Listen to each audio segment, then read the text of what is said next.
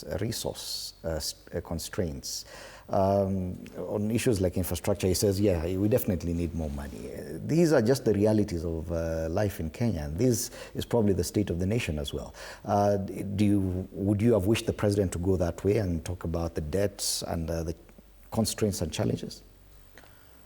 Sure. This is the best moment or time that the president is given, especially by the House that represents the voice of the people.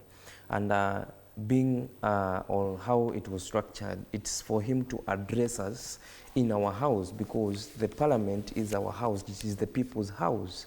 And when we give him that a chance, it is for him to explain to us how he is, of course, using our resources and how he expedites and plans, of course, to use our resources. However, as our resources are, they are enough for us, of course, to supply.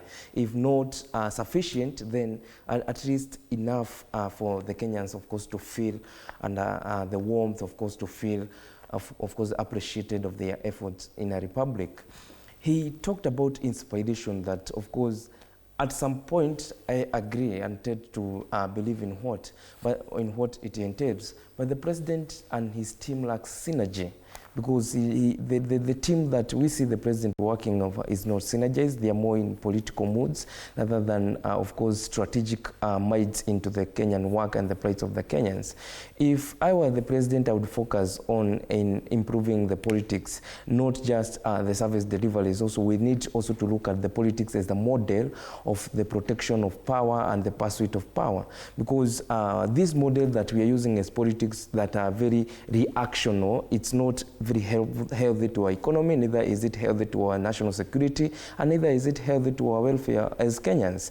We need to focus on politics of rural development. And one champion that we give the honor as a champion of politics of rural development is Raila Odinga. You know how he fought for devolution and how he fought for decentralization of services, including moving the NGCF funds from national government to county government, so that there can be a sufficient supply of resources into the villages and rural areas.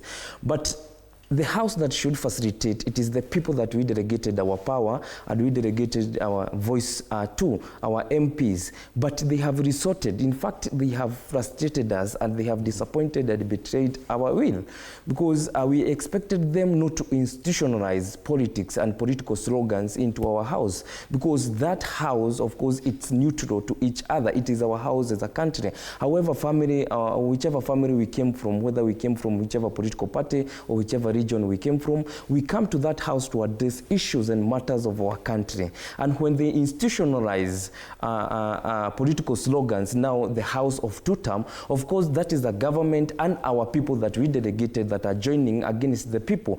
Why would we not, as people also, of course, unite around our one-term slogan, and because we are facing the same issues? I think as a parliament, as much as it looks like the best baby in a family for President William Ruto, it is a disgrace and unpleasant to the Kenyans. And it is high time we address those issues now and, of course, going forward. And I want to invite these young people that we need to focus. It is high time that our generation showcases what we have. We are ambitious, and the president agrees that we are ambitious, but we at some point it is we are not of course bold enough to face issues as they are. We have a behavior of few men in our societies not agreeing to our national ethos and integrity that we have come together. So it is high time that we invite even Hans. I would ask him to join us, so because he's fighting for the wrong person. However, reluctant to that call. But Murugi, we also need to be alive to the fact that we are already in a political season. It is about 18, almost 17 months to the next election, and the president definitely is seeking re-election. Are we expecting too much from a president who's definitely already in a campaign mode, that he would come and tell us the reality of our life and our real state of the nation, as opposed to actually talking about his scorecard and the positive side of it? I would say to that actually what happened yesterday was more of political positioning more than addressing the situation of the nation right now. Because I feel like what we expected mostly yesterday was an outline of what was promised, what has been achieved, what failed, and why it failed.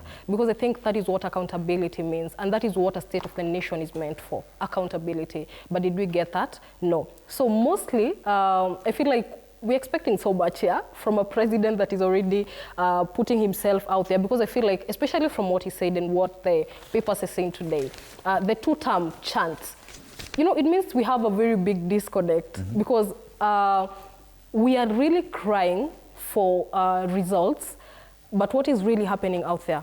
What are our politicians doing? They're really just, they're putting themselves out there to get back in office to do things that we've already seen they cannot do. They've already proven to us that they're unable to achieve, because I think they've been there for a while now. But what results do we have? Because, I mean, we are not really completely saying that they have not done anything. It would be unfair to do that. They've done something, but is it really the most they can do? It really is no. I think they have more capacity, they have more resources, they are able to do more, they are not doing more. They are just getting themselves ready to get back into parliament to do nothing again. Wow. Yeah. How would you